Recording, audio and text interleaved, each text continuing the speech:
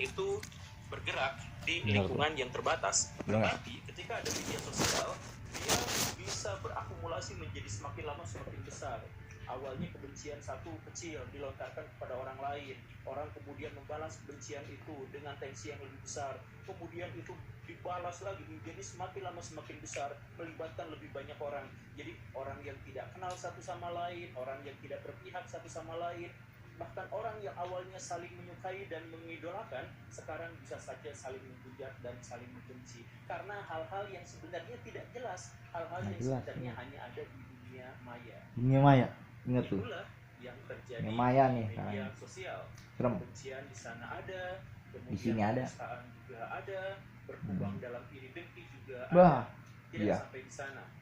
Ada lagi juga orang-orang flexing yang memamerkan kekayaannya, menunjukkan prestasinya. Dia bangga dan senang ketika dia dilihat orang. Dia bangga dan senang ketika prestasinya diakui oleh orang lain. Tetapi dia tidak paham dan tidak tahu bahwa orang lain ngedrop melihat prestasinya.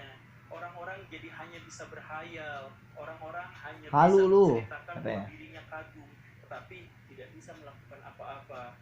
Jadi ada orang yang menunjukkan hobinya ini, ada orang yang menunjukkan prestasinya itu, sedangkan yang lain hanya nonton sambil bertopang dagu dan membayangkan bahwa dirinya bisa saja seperti itu, tapi sampai sekarang tidak bisa berbuat apa-apa. Dia hanya bisa mengagumi konten kreator pujaannya tanpa bisa menyelesaikan masalah-masalahnya dan tanpa bisa mencapai kesuksesan yang sama.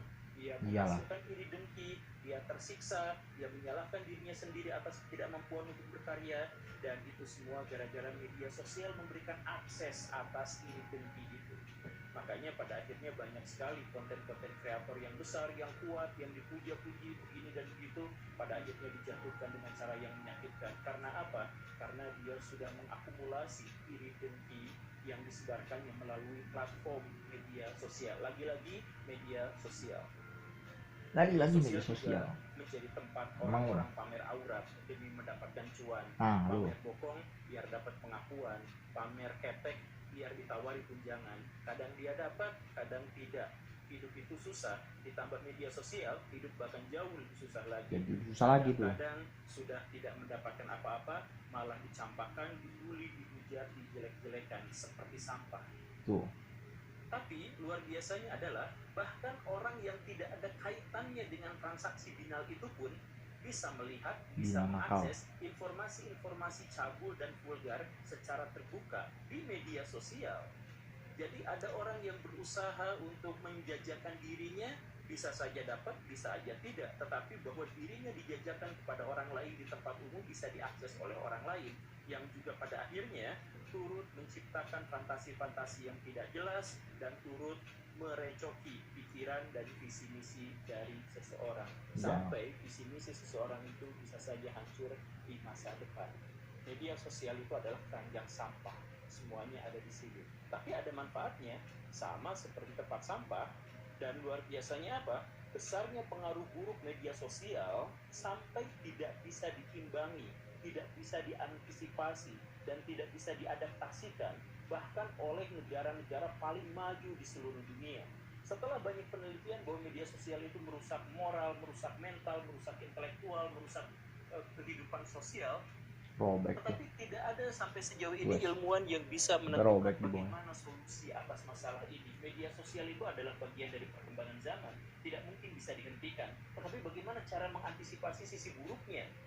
Tidak ada, sampai sejauh ini tidak ada yang bisa mengatasinya. Negara-negara besar, negara-negara maju bahkan tidak bisa mengatasi masalah itu. Amerika Serikat memutuskan untuk memboikot TikTok. Cina membatasi akses terhadapnya.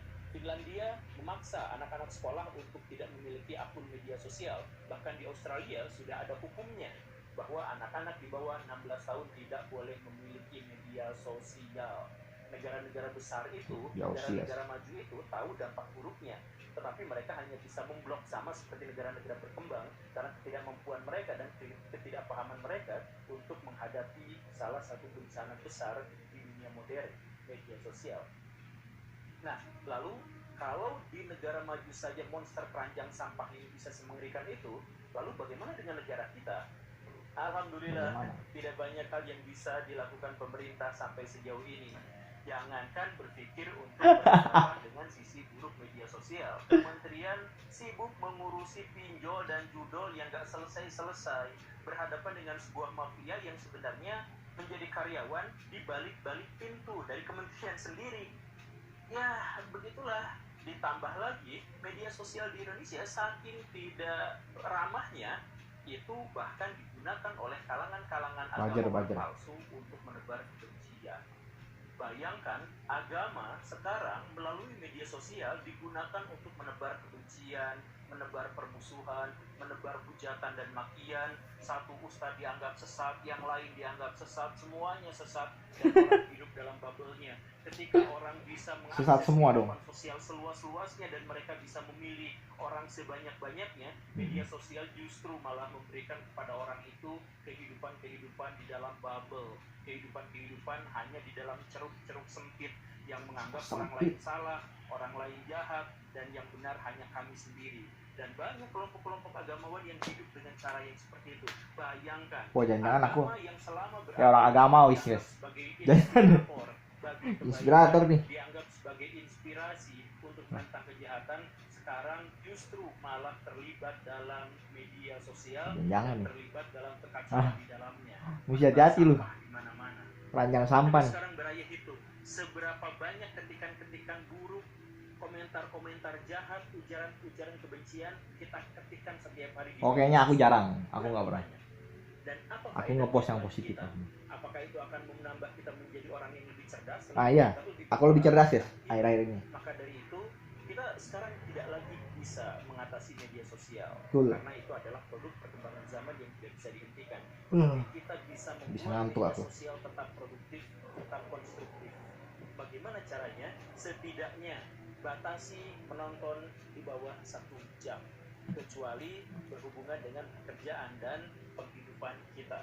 Yang berikutnya, batasi komen hate speech. Jangan terlibat di situ, jangan berbagi di situ, jangan baca di situ, apalagi turut serta dalam mengetiknya. Kemudian, berdisiplinlah. Menjadikan medsos hanya sekedar sarana mengenal dunia, mendapat ilmu pengetahuan, menambah kesadaran, dan mencegah kebosanan, tapi hanya pada bagian itu sajalah, sisanya abaikan. Kemudian jadikan medsos sebagai penghiburan yang kita butuhkan sewaktu-waktu saja. Jangan pernah nyadu, jangan pernah terlibat secara intensif, dan ajak orang-orang juga untuk bermedsos secara sehat. Itulah saran dari saya, karena sejujurnya ini adalah salah satu bencana yang sampai sekarang belum bisa diatasi, bahkan oleh para ilmuwan paling jenius di dunia sekalipun. Karena apa? Karena ini berhubungan dengan akses ekonomi yang besar.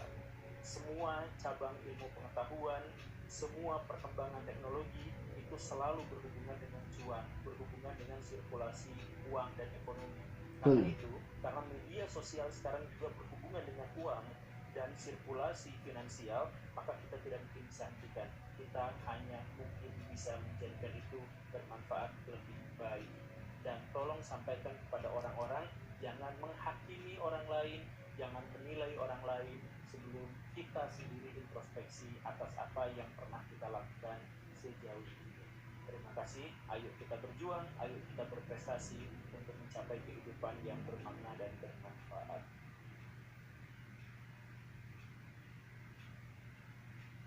Agus lu kesian.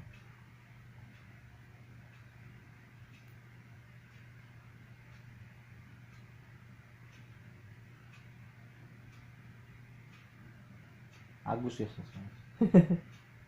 Kenapa jadi Agus yang kesian? Banyakkan orang miskin itu akan tetap miskin di dalam hidupnya. Ya, ini adalah satu fakta yang nggak bisa kita pungkiri. Ya, karena memang kalau terlahir miskin itu banyak sekali kekurangannya. Ya, misalnya kita terlahir di dalam satu keluarga di mana orang tuanya punya pola pikir miskin, kemudian kita dipilihkan sekolah dan kemudian kuliah.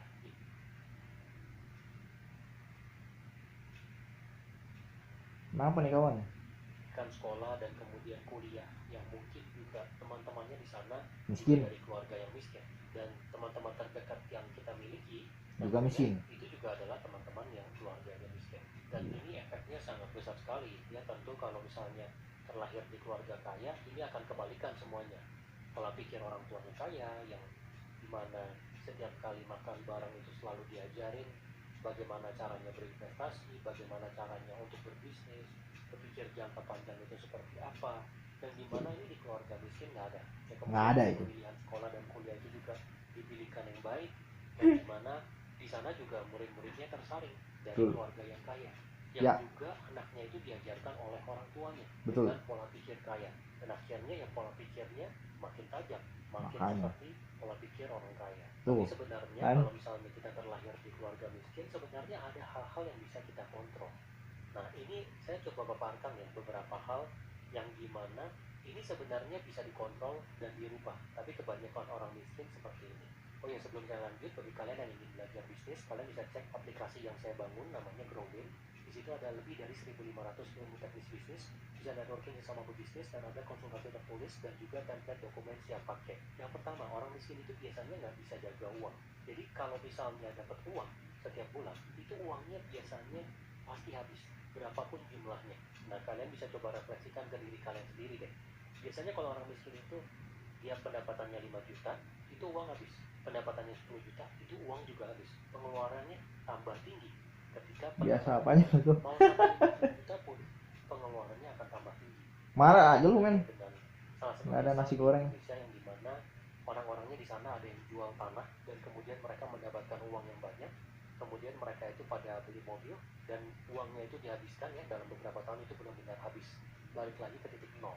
Nah, kira-kira seperti itu tuh pola pikir dari orang miskin, nggak bisa jaga duit. Dan di Amerika ini pernah juga ada satu eksperimen ya, di mana orang miskin itu ada satu, dia ditempelin dengan kamera ya, dikasih duit lotre, dia menang sampai jutaan dolar, kemudian diikutin uangnya itu dipakai buat apa, dia pakai buat sewa rumah yang mahal, kemudian dia beli mobil yang mahal, dia pergi berkeluar malam, bagi-bagi duit, dihambur-hamburin, sampai akhirnya balik lagi ke nol, karena dia nggak paham caranya untuk jaga uang itu gimana gitu. Jadi ketika ada uang, ya dia pikirnya adalah uang itu dihabiskan.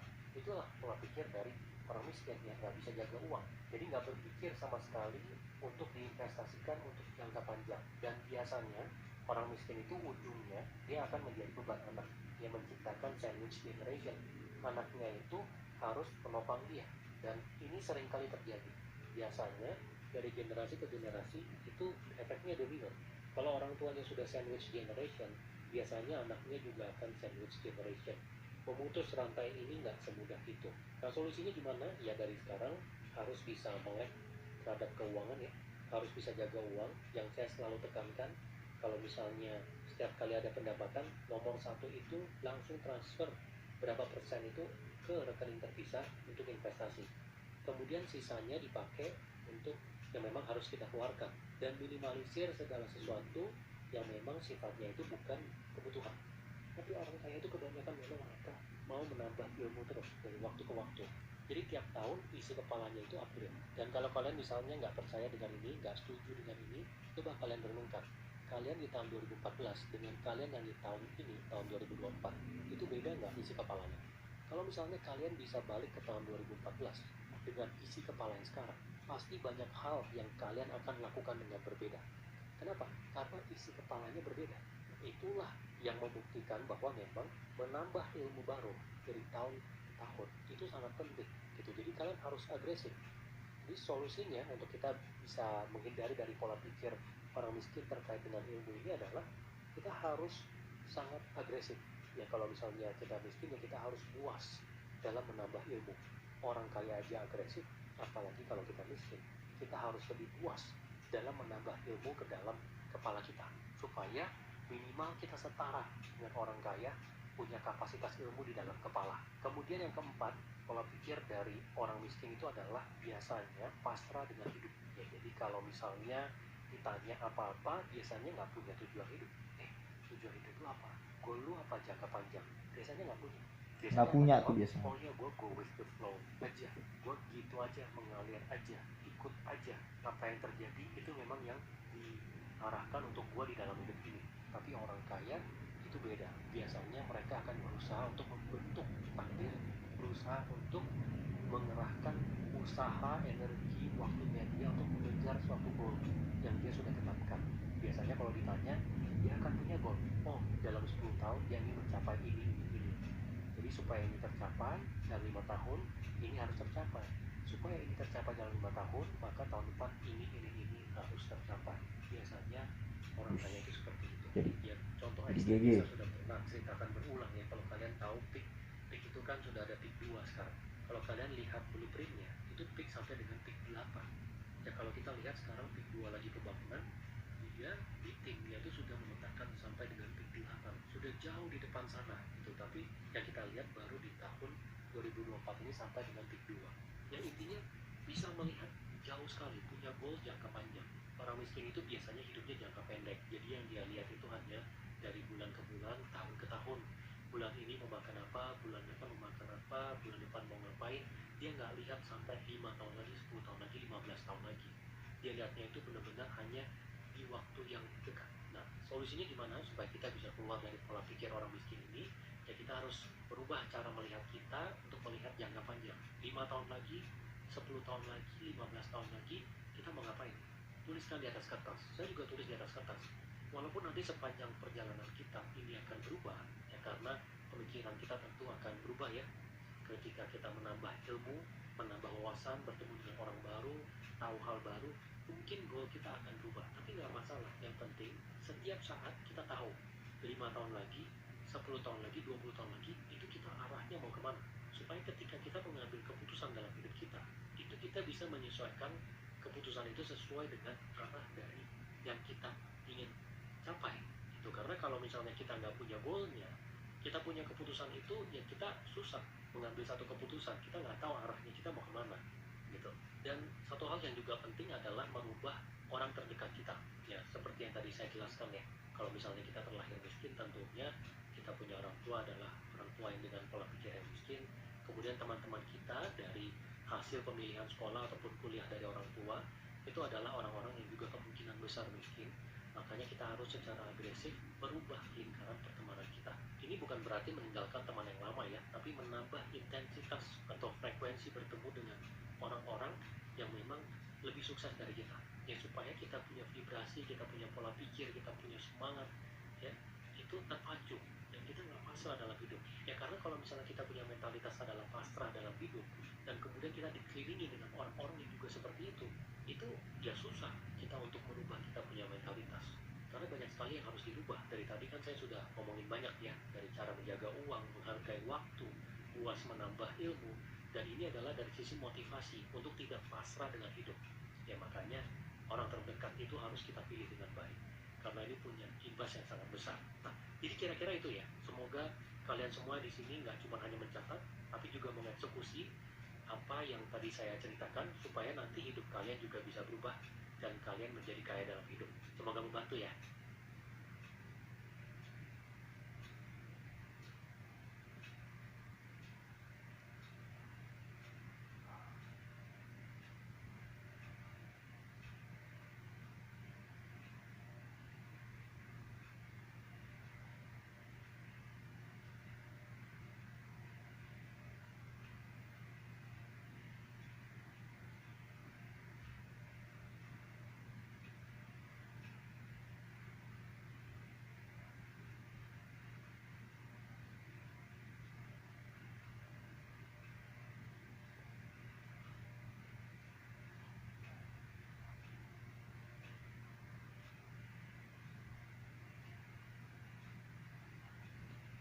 Nggak tahu kami ini. Udah dijelasin panjang kali lebar sama dengan tinggi. Dibunuh developer sendiri, kenapa begini?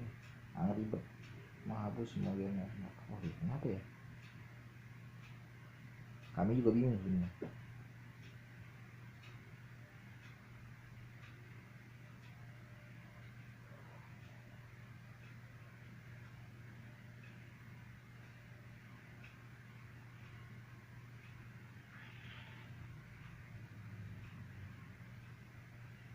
Masa sih nggak ada lagi? Coba gua ketik.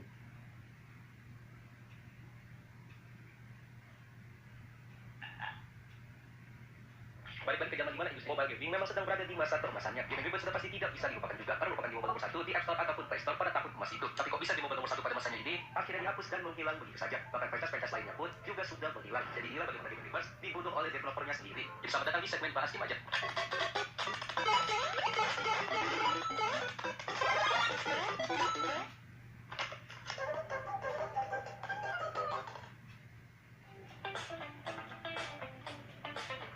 Di iklan lagi aja ini, belum mulai deh. Lelah dimarahi ibu karena main game tidak berguna? Emang Hexwell adalah solusinya.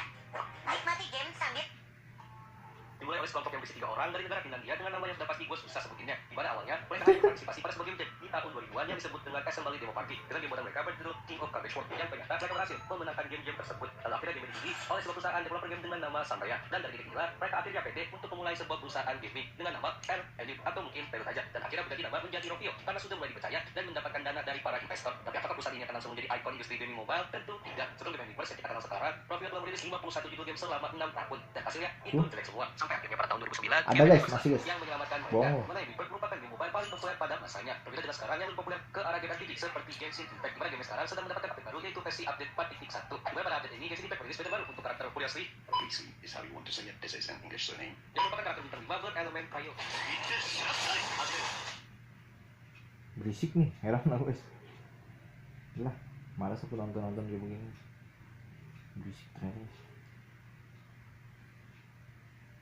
Siapa yang di sini yang suka berisik-berisik? Komen di bawah. 2 kali mendapatkan. Nah, ini. Jangan maksudnya, jangan. Gua tuh serius kepikiran buat pensiun YouTube sebenarnya. Ini bukan whisky ya, ini teh botol. Atau kenapa mereka bikin ini? Karena Indonesia ternyata dinobatkan sebagai warga paling tanda kutip bodoh kedua terburuk di seluruh dunia dari 61 negara yang dihitung. Dan realitanya emang benar, kalian tuh semua bodoh. Tapi tau gak, yang lebih parah daripada orang bodoh adalah orang bodoh yang tidak menyadari bahwa dia bodoh. Kalau kalian bodoh, apakah gue bodoh? Jelas, gue sangat bodoh sampai di tahap gue gak mau berhenti belajar. Karena kejatuhan seseorang pas dia gak bisa berpikir kritis dan dia merasa bahwa dia sudah pintar. Jadi gak apa-apa gak kalau kita bodoh, ya gak apa-apa. Tapi kalau misalnya kita bodoh dan kita gak sadar kita bodoh, kita merasa pintar.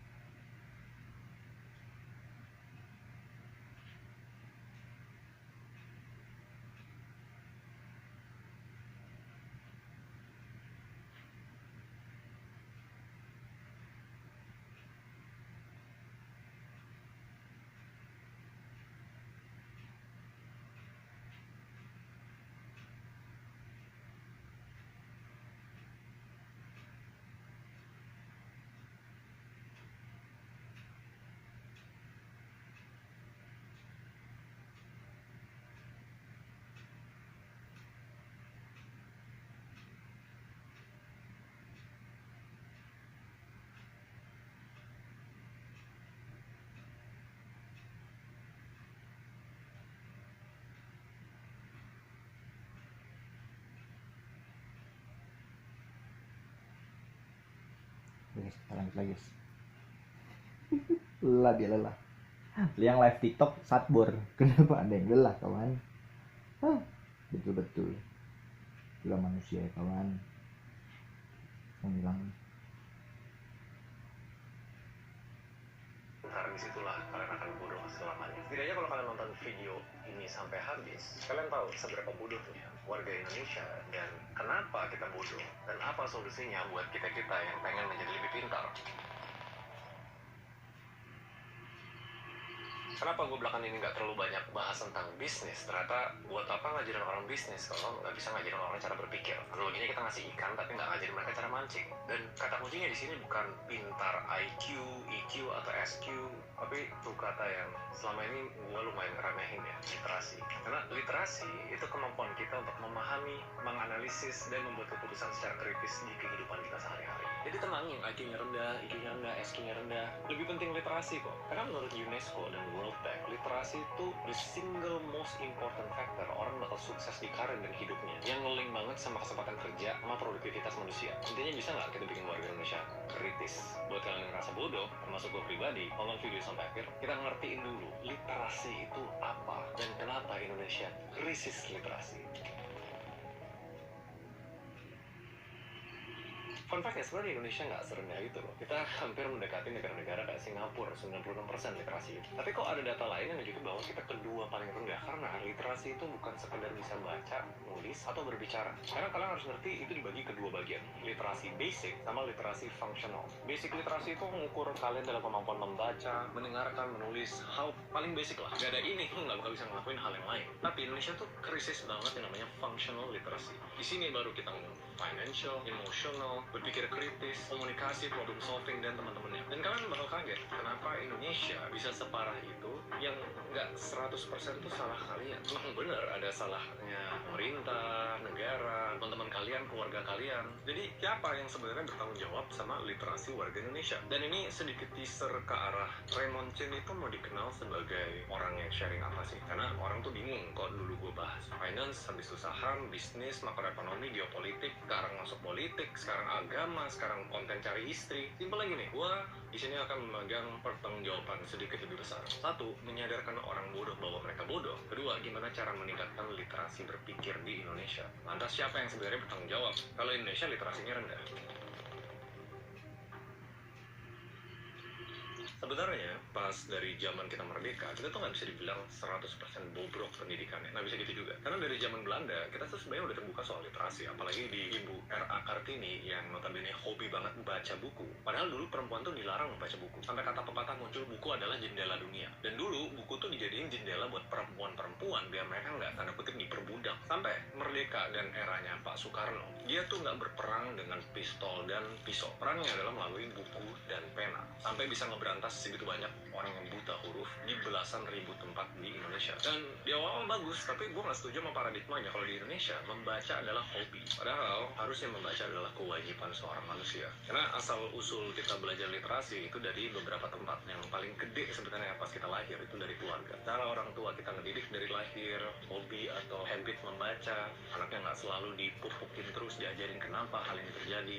Makanya kayak sebenarnya development mayoritas manusia itu gedenya pas dia pas kecil. Terus dari rumah kita pindah ke rumah kedua, yaitu sekolah. Baru di sini karakter kita dibangun disiplin, mengikuti aturan, mengasah literasi basic lah, membaca, menulis, mendengarkan. Dan menurut gue di sini udah ada salah gedenya, nanti gue bakal cerita. Yang ketiga itu di community. Ini lingkungan kerja, pertemanan, geng-geng kalian, organisasi. Di sini tempat kalian benar-benar belajar. Harusnya lebih banyak functional literasi dibanding basic literasi. Cuma memang andil paling gedenya adalah di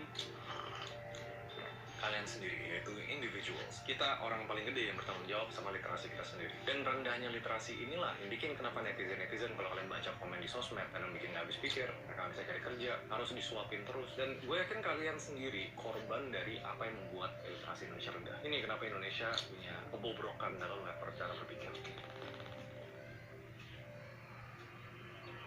Poin 1 itu memang yang levelnya struktural, itu kemiskinan, gizi, bahkan menurut gua agama at some point. Hal-hal yang kita udah pasang tembok di kepala kita nggak mau explore untuk berpikir karena kita sudah dibilang ya udah gini caranya. Deh lu nggak punya duit, lu ngapain belajar? Agama suruh kayak gini, udah lu nggak usah berpikir. Padahal gue juga belajar dari Ustadz Felix bahwa Islam pun ada ratusan ayat yang mengajarin kita untuk berpikir. Itu tugasnya para nabi, gimana cara meningkatkan taraf berpikir umatnya. Tapi kan banyak orang di Indonesia tuh belum nyampe sana, mengenal sesuatu secara mentah-mentah atau buta-buta. Kenapa? Soalnya lanjut ke poin kedua yang terjadi dari zaman kita sekolah, bahkan dari zaman kita dibidik di keluarga, yaitu budaya takut salah. Dan ini gue bisa 1 jam ngomongin tentang ini. Jadi so fucked up bahwa di Indonesia itu punya culture jangan melakukan kesalahan. Itu stupid menurut gue, kebodohan yang sangat amat hakikinya maksimal. Gue tuh cuma bisa belajar paling banyak dari kesalahan-kesalahan yang lu buat. Kalau lu ngelakuin sesuatu yang benar, ya udah ini benar, oke. Tapi kalau lu salah sampai kehilangan 100 juta gitu misalnya, itu berapa lu bakal cari tahu gimana caranya gue nggak ngelakuin kesalahan itu lagi. Kesalahan tuh memang tetap harus diukur. Jangan malah kita semena-mena nyolong itu salah, oh karena Horaemon suruh orang melakukan kesalahan. Tapi lebih ke kita lebih berani ambil resiko. Kalau gagal nggak apa-apa. Dan setiap resiko kan kita harus analisa dulu. Misalnya coba ngedeketin cewek nih, aduh kalau ditolak gimana, aduh mendingan gak usah deketin deh. Cobain bisnis baru, aduh kalau gagal gimana, jadi gak usah mulai bikinnya. Karena kemungkinan besar kalian pasti ditolak atau gagal. Tapi belajarlah untuk melakukan kesalahan. Dan poin ketiga, salah satu yang menurut gue penting banget, Indonesia itu dibanjiri sama yang namanya instant dan fun. Dulu tuh zaman-zaman siaran TV itu banyak western culture ya.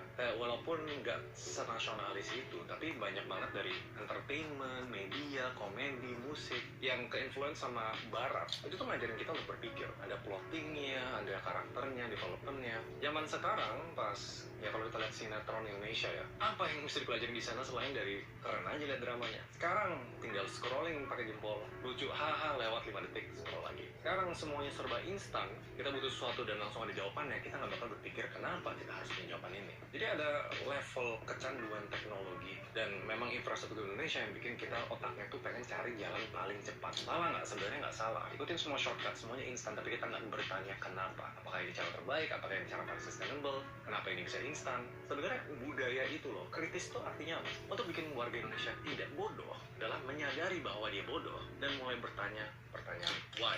Itu kuncinya literasi. Dan makanya banyak banget dari konten-konten gue sekarang, karena gue tahu beberapa literasi Indonesia adalah mengajarkan kalian berpikir kenapa. Walaupun ada sesuatu yang benar atau salah boleh terjadi nih di Indonesia, kita tetap berhak untuk bertanya kenapa. Digali, penasaranlah untuk cari tahu itu. Itu baru pelan-pelan ngasih kita otaknya untuk lebih kritis. Orang lain bakal bilangnya skeptis ya, semua kok dipertanyain kok kayak pesimis itu. Enggak, itu sebenarnya lu sebagai realis, ya karena lu bisa menjadi kontrarian, itu nggak apa-apa. Karena itu ngasah cara kita berpikir. Pas kita udah bisa berpikir, semuanya jadi jauh lebih gampang, belajar jadi jauh lebih cepat, dan kalian jauh lebih kritis. Indonesia jadi jauh lebih maju. Lantas solusinya apa buat kalian yang nonton sampai akhir? Kalau kalian udah setidaknya sedikit menyadari apa trigger yang bikin orang Indonesia bodoh, dan sadar diri juga lah, kita memang generasi instan yang gak suka mempertanyakan banyak hal. Instan konsumsi, instan respon, maki orang.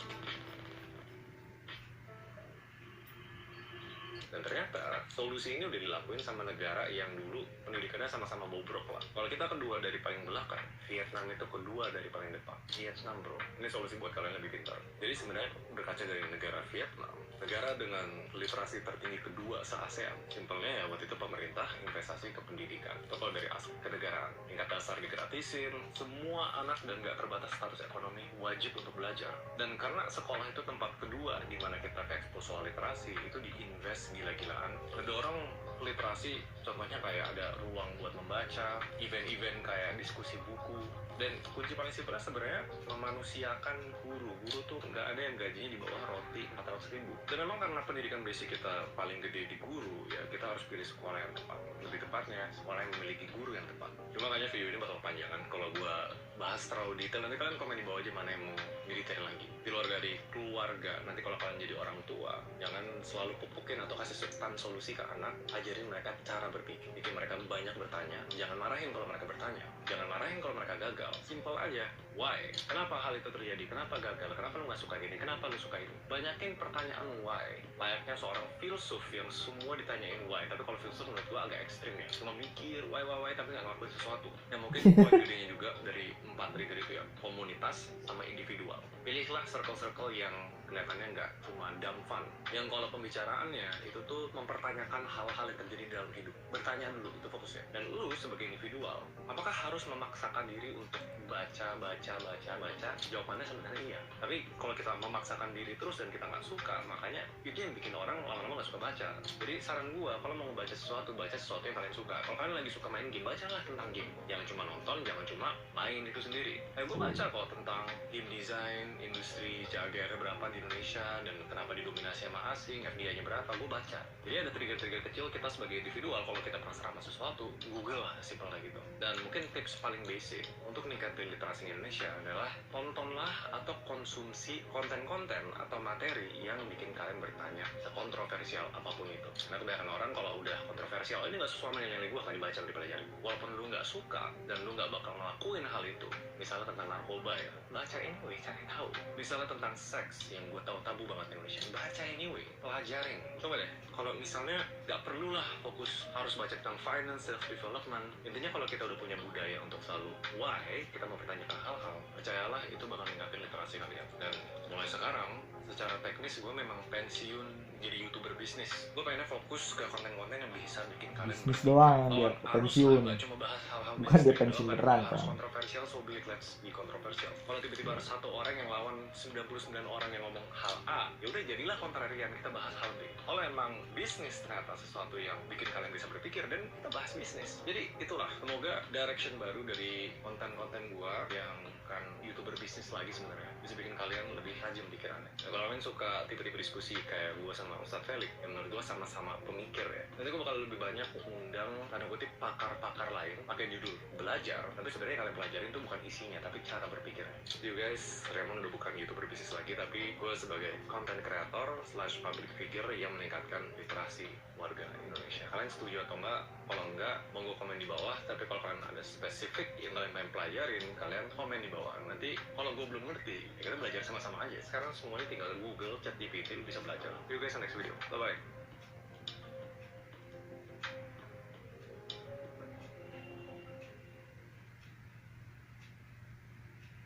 Udah nih, udah habis guys. Sampai dikonfirmasi sama gua.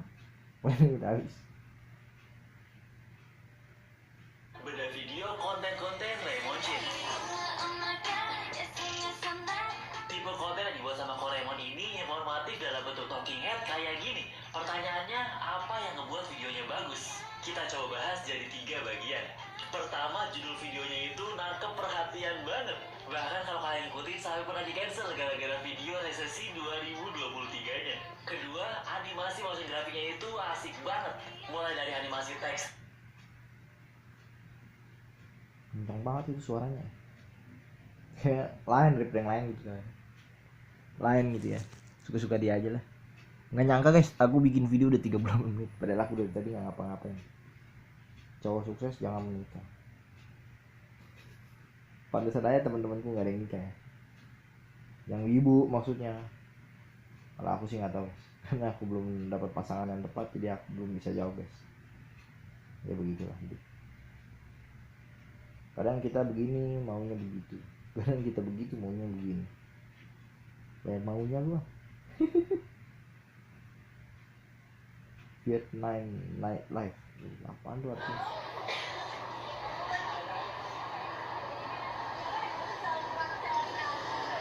Nyari di Vietnam banyak ternyata guys.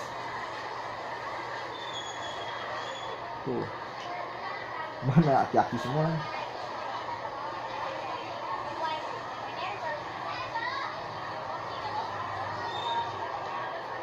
Oh ini mah orang bener ini.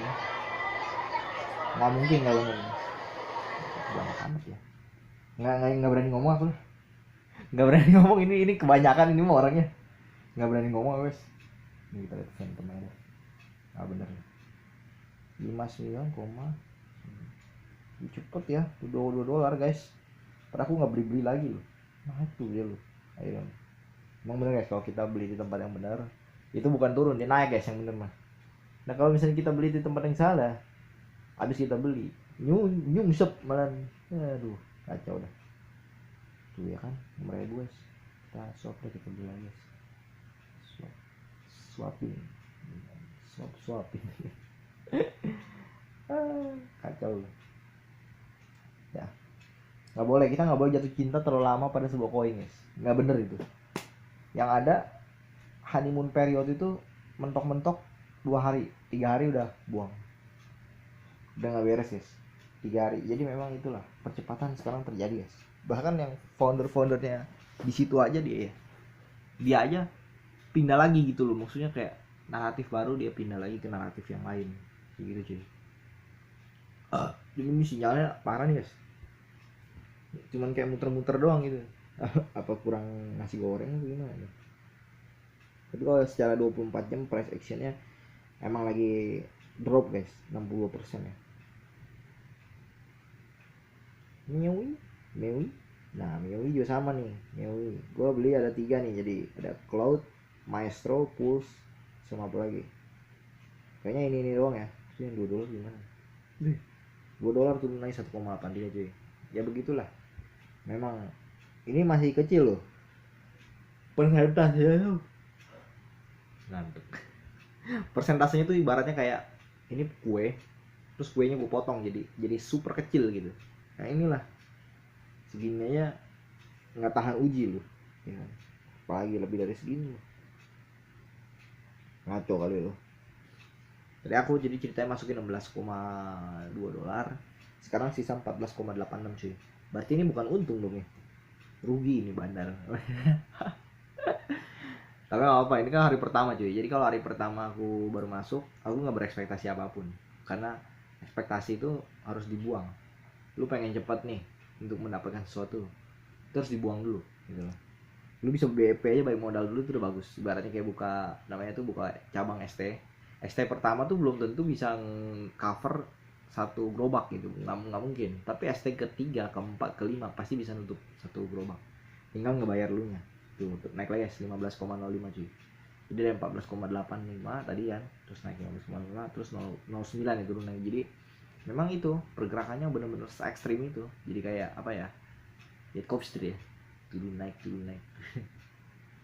nggak tahu aku juga guys disebutnya apa itu, pokoknya se ekstrim itulah. Tapi kenapa aku suka yang ekstrim, karena memang hidupku itu ekstrim guys. Orang bisa turun di bawah banget, tapi ya kan bisa naik banget di atas sekali, bisa semua bisa terlihat tuh 15,32 cuy. Jadi ya itulah, aku nggak berharap apapun ya di sini, santai guys.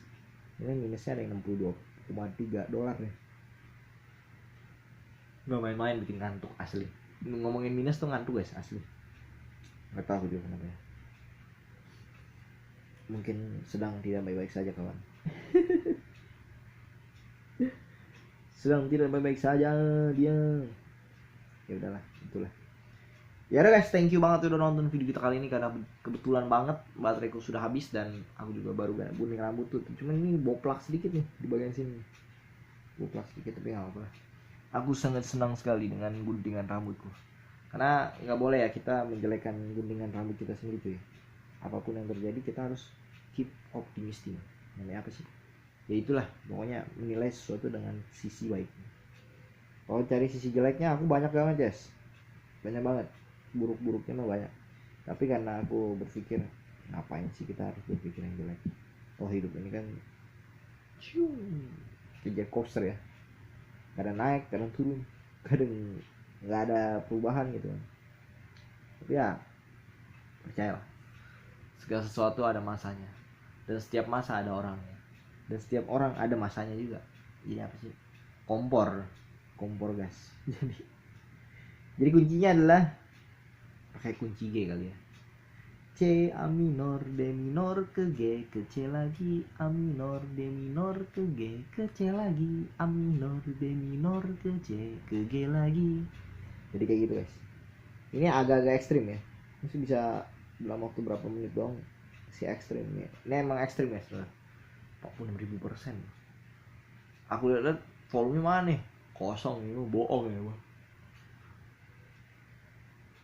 Bikin ngantuk doang. 3 juta persen ya. Ini 3 miliar kan ya, 3 miliar persen. Scam.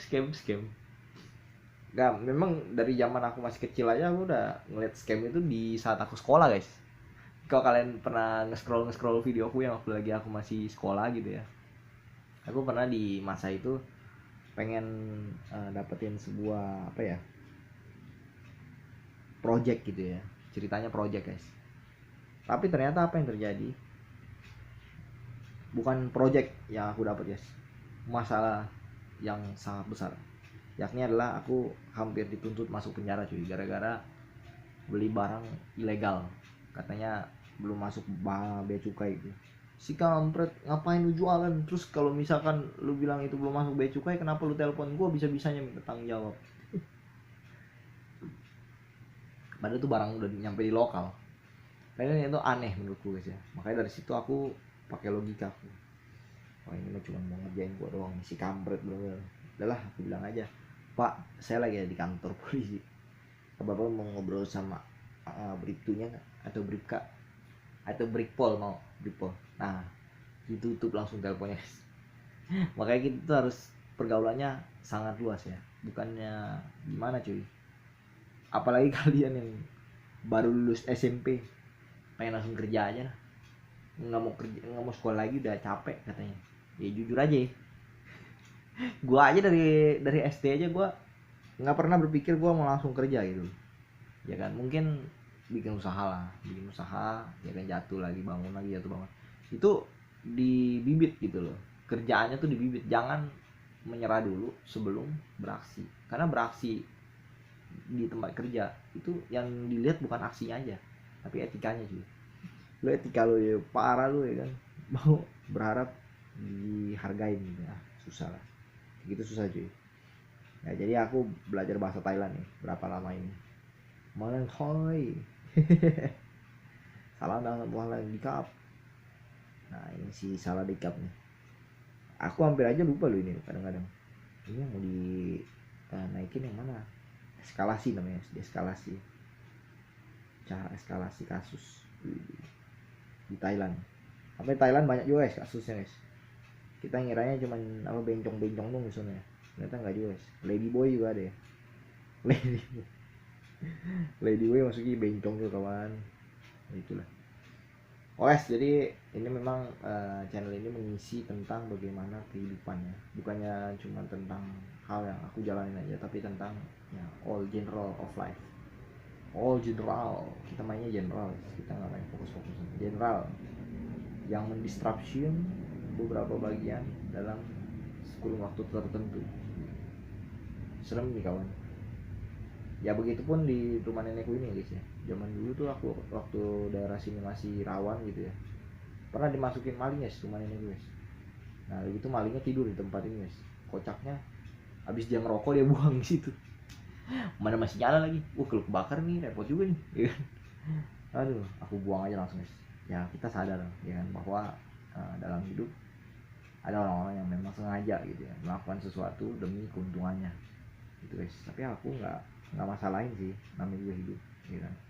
Segenap hidup yang orang kasih ya, mungkin kehidupannya itu hanya untuk berpesta pora gitu. Cuman dalam sejarahnya gitu, aku pernah deket sama orang itu bapak gitu ya.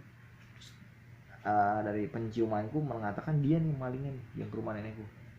Nggak mungkin dong aku gebukin orangnya depan orang-orang ya kan. Ini kan aku diem aja udah mengampuni aja. Itulah pikiran manusia yang dapat diuji. Sudah lulus dan keren banget konsep harian.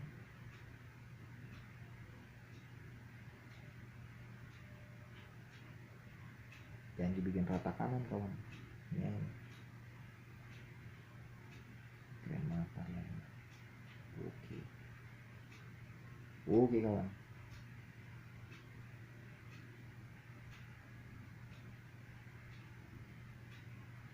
Concordia Lab Day. Jadi ini laboratorium, hari laboratorium sedunia mungkin ya.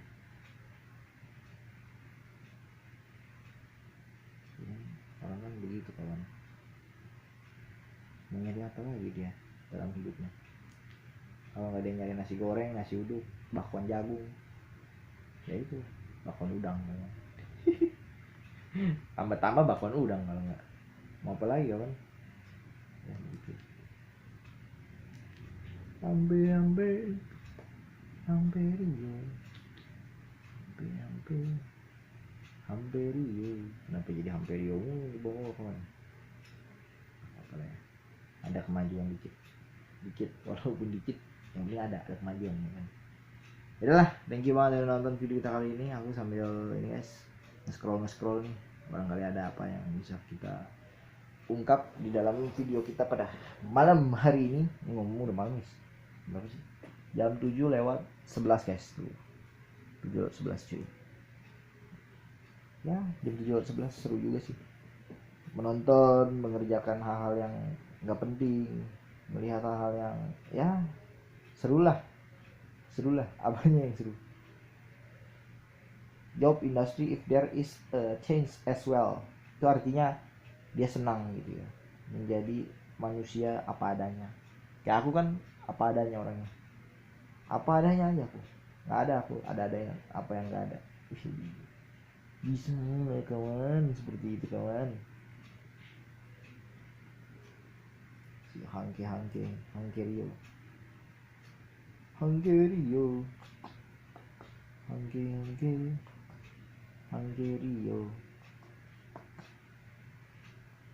bye bye guys.